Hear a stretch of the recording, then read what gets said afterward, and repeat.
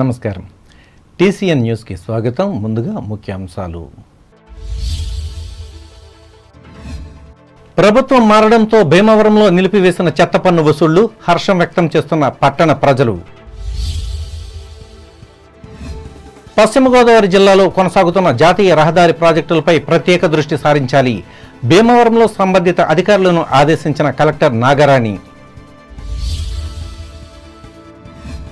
100 మంది మరణానికి కారకుడైన ఉత్తరప్రదేశ్ రాష్ట్ర బోలే బాబాను అరెస్టు చేసి కఠినంగా శిక్షించాలి. తణుకులో నిరసన వ్యక్తం చేసిన సామాజిక న్యాయ పోరాట సమితి నాయకులు. ముఖ్యమంత్రి చంద్రబాబు అడిగిన నిధులను మంజూరు చేసి ఆంధ్రప్రదేశ్ అభివృద్ధికి సహకరించాలి.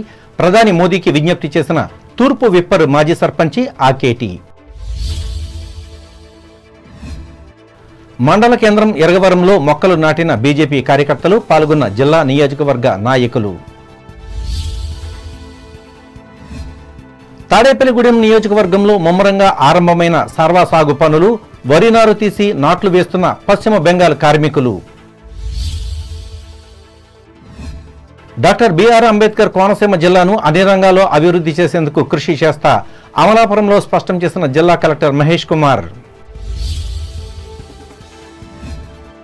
ఏనుగుల మహల్ గ్రామ శ్రీచక్ర మహామేరు యంత్రాలయంలో అభిషేకాలు, కుంకుమ పూజలు చేయించుకున్న భక్తులు కిక్కిరిసిన ఆలయం.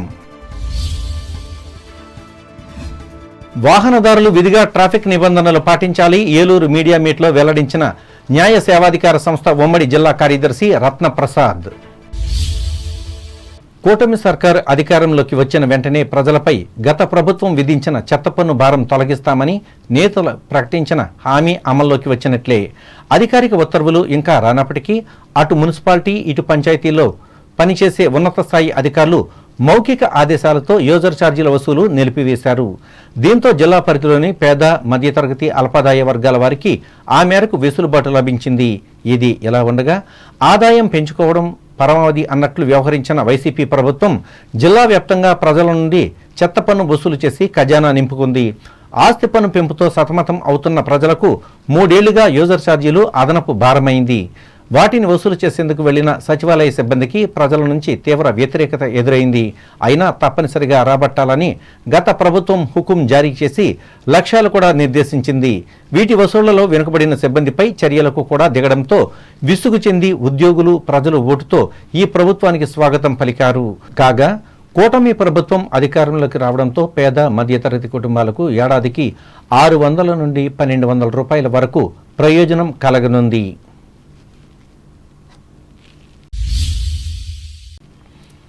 పశ్చిమ గోదావరి జిల్లాలో కొనసాగుతున్న ఎన్హెచ్ ప్రాజెక్టులపై ప్రత్యేక దృష్టి సారించాలని జిల్లా కలెక్టర్ సి నాగరాణి సంబంధిత అధికారులకు తెలిపారు.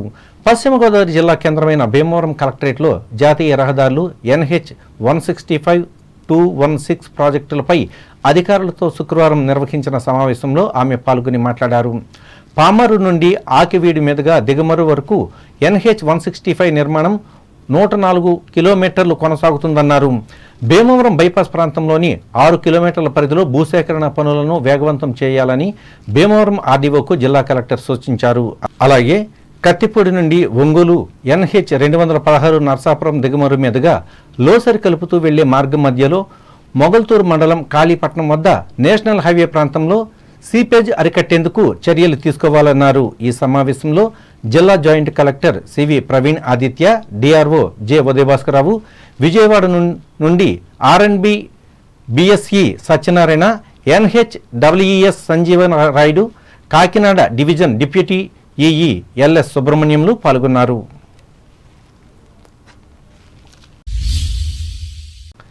జిల్లా కేంద్రమైన భీమవరం నియోజకవర్గ అభివృద్ధిపై ప్రత్యేక దృష్టి సారించినట్లు భీమవరం ఎమ్మెల్యే పులపర్తి రామాంజనేయులు తెలిపారు. భీమవరం పట్టణంలోని పలు వార్డుల్లో శుక్రవారం ఆయన పర్యటించి అనంతరం మాట్లాడారు.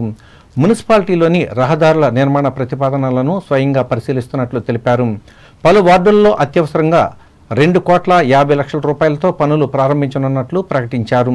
భీమవరం పురపాలక సంఘంలో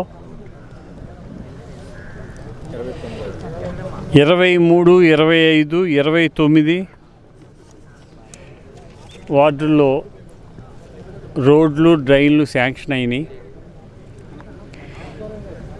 ఏ రోడ్డు వేసినా కూడా అది స్వయంగా చూసి వేయించాలి, నా కంటితో చూడాలని ఆలోచన చేసి నేనే స్వయంగా రావటం జరిగింది.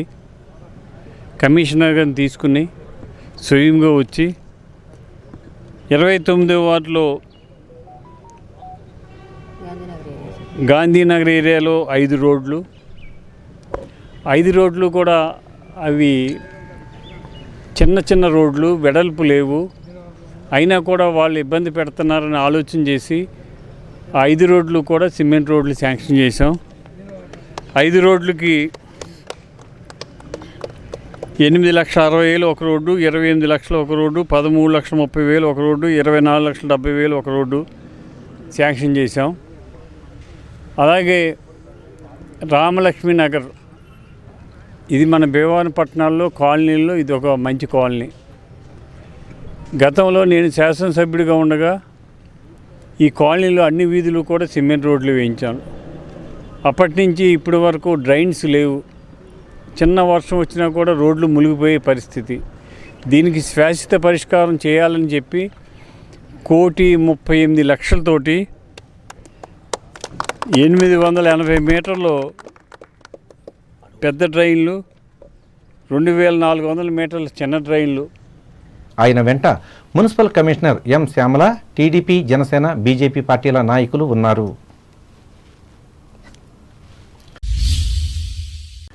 ఉత్తరప్రదేశ్ రాష్ట్రంలో బోలేబాబా పాదధూళి కోసం వచ్చిన 116 మంది భక్తుల మరణానికి కారకుడైన బాబాను అరెస్టు చేసి కఠినంగా శిక్షించాలని కోరుతూ శుక్రవారం తణుకులో సామాజిక న్యాయ పోరాట సమితి సభ్యులు నిరసన వ్యక్తం చేశారు.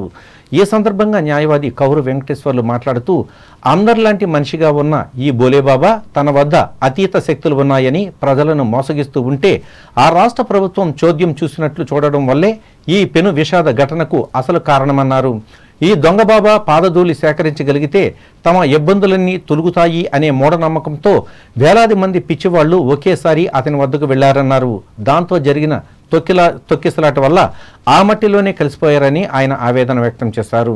ఈ స్వామీజీ కాలికి అంటుకున్న మట్టిని తాకితే మంచి జరుగుతుంది అనే నమ్మకానికి ఏమైనా అర్థముందా అని ఆయన మూఢభక్తులను నిలదీశారు.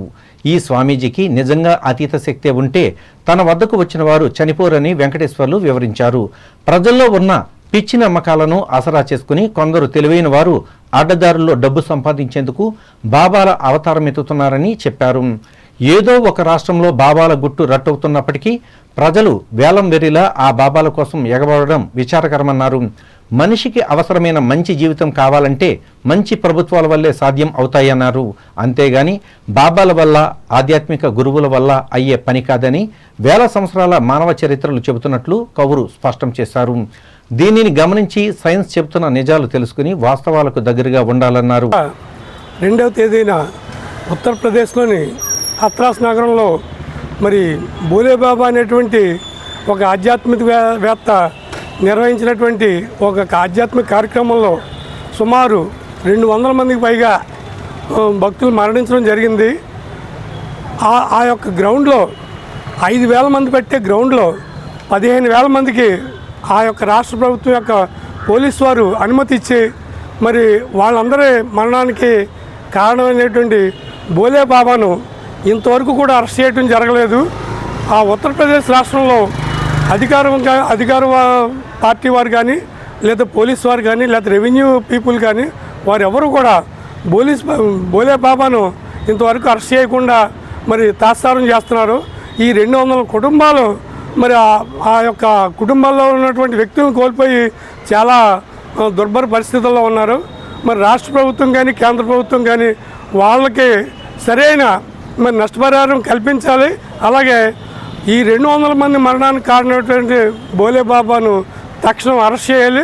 అదేవిధంగా మరి ఆ కుటుంబాలకు సంబంధించి ఎవరైతే సభ్యులు కోల్పోయారో వాళ్ళందరికీ కూడా తగిన నష్టపరిహారం ఇవ్వాలి.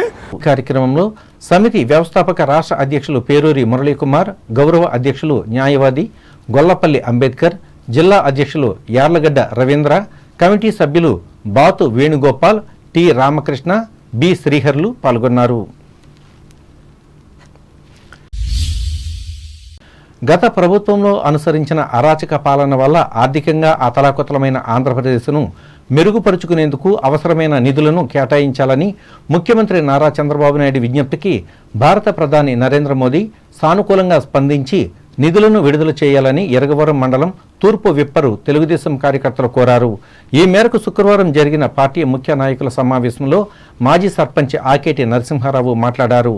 ముఖ్యంగా ఉపాధిని పెంచేందుకు సమర్థుడైన చంద్రబాబు చేస్తున్న కృషికి కేంద్రం సహకరించాలన్నారు. అలాగే రాజధానిగా అమరావతిని నిర్మించేందుకు పోలవరం ప్రాజెక్టును పూర్తి చేసేందుకు అవసరమైన నిధులను కేటాయిస్తే 5 కోట్ల మంది ఆంధ్రుల ఆనందపడతారని ఆకేటి అన్నారు. ఆంధ్రప్రదేశ్ ముఖ్యమంత్రి గారు నారా చంద్రబాబు నాయుడు గారు మొన్న మరి ఢిల్లీ పర్యటనకి వెళ్ళి మన నరేంద్ర మోడీ, మన దేశ ప్రధాని నరేంద్ర మోడీ గారిని కలిశారు.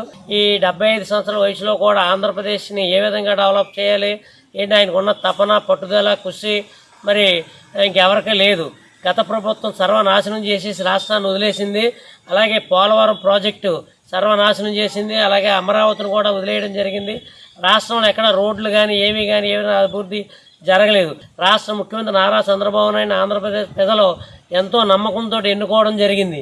ఎన్నుకున్న తర్వాత 20 రోజులైంది. 20 రోజుల నుండి రాష్ట్రాన్ని ఏ విధంగా అభివృద్ధి చేయాలి, ఎలా చేయాలి, సుమారు 18 గంటల కష్టపడుతూ మరి రాష్ట్రాన్ని మొన్న పెన్షన్లు 1వ తారీఖున వేయడం జరిగింది. అలాగే ఉద్యోగస్తులకి 1వ తారీఖున వేయడం జరిగింది. అలాగే గత ప్రభుత్వం వేయవలసిన రైతులకి ధాన్యం డబ్బులు ఇప్పుడు 3వ తారీఖున వేయడం జరిగింది. పోలవరాన్ని గత 4 సంవత్సరాల్లో మొత్తం పూర్తి చేసి మరి జాతికి అంకితం చేయడానికి ఆయన కృతనిశ్చయంగా ఉన్నాడు. రాష్ట్ర అభివృద్ధి కోసమే మోడీ గారితో మాట్లాడి మరి అభివృద్ధి చేయాలని, అలాగే ప్రత్యేక హోదా కానీ లేదంటే స్పెషల్ ట్యాక్స్గా నిధులు ఇవ్వడం కానీ ఏ విధంగా అయితే రాష్ట్రానికి ఏ విధంగా సహాయపడతారో ఆ విధంగా సహాయపడాలని మోడీ గారిని కోరడం జరిగింది. మోడీ గారు తక్షణం ఆంధ్రప్రదేశ్ ప్రజలను దృష్టిలో పెట్టుకుని వారు చంద్రబాబు నాయుడు గారు అడిగిన నిధులన్నీ కూడా తక్షణం రిలీజ్ చేసి ఆంధ్రప్రదేశ్ అభివృద్ధికి సహకరించాలని మరి మా తూర్పిప్పర్ గ్రామ ప్రజలు తెలుగుదేశం పార్టీ తరఫున కోరుతాం. ఈ సమావేశంలో నాయకులు గంట నాగ రామచంద్రరావు, మద్దాల గోపాలస్వామి, ఆకేటి సత్య, కర్రి లక్ష్మణరావు, ఒదిసే ఆనందరావు, దొండమూరు సత్యనారాయణ, అంబటి సత్యనారాయణలు పాల్గొన్నారు. తల్లి పేరుతో ప్రతి ఒక్కరూ ఒక మొక్కను నాటాలని ప్రధాని నరేంద్ర మోడీ ఇచ్చిన పిలుపు మేరకు మండల కేంద్రం ఎరగవరం గ్రామంలో శుక్రవారం బీజేపీ కార్యకర్తలు మొక్కలు నాటారు. ఈ మేరకు ప్రధాని సందేశాన్ని ప్రజల వద్దకు తీసుకువెళ్లేందుకు ప్రచారం చేశారు. ఈ సందర్భంగా party assembly convener Ainampudi Sridevi మాట్లాడుతూ మొక్కలు నాటడం వల్ల వచ్చే ప్రయోజనాలను వివరించారు.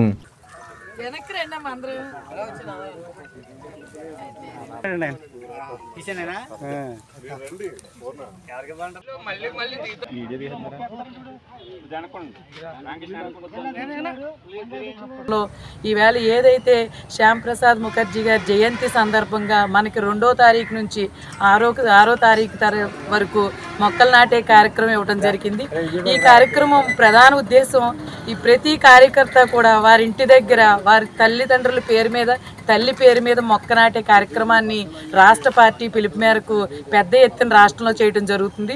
ఈ కార్యక్రమాన్ని ఈవేళ ఏదైతే సేలిపోయిన ప్రధాన కార్యదర్శి శ్రీనివాస్ గారు వారి సైట్లో, అలాగే భాస్కర్ గారు, కోడే భాస్కర్ గారి సైట్లో ఇంకా చాలామంది కార్యకర్తలు వారి వారి స్థలాల్లో వారి తల్లి పేరు మీద మొక్కలు నాటే కార్యక్రమాన్ని ఏర్పాటు చేయడం జరిగింది.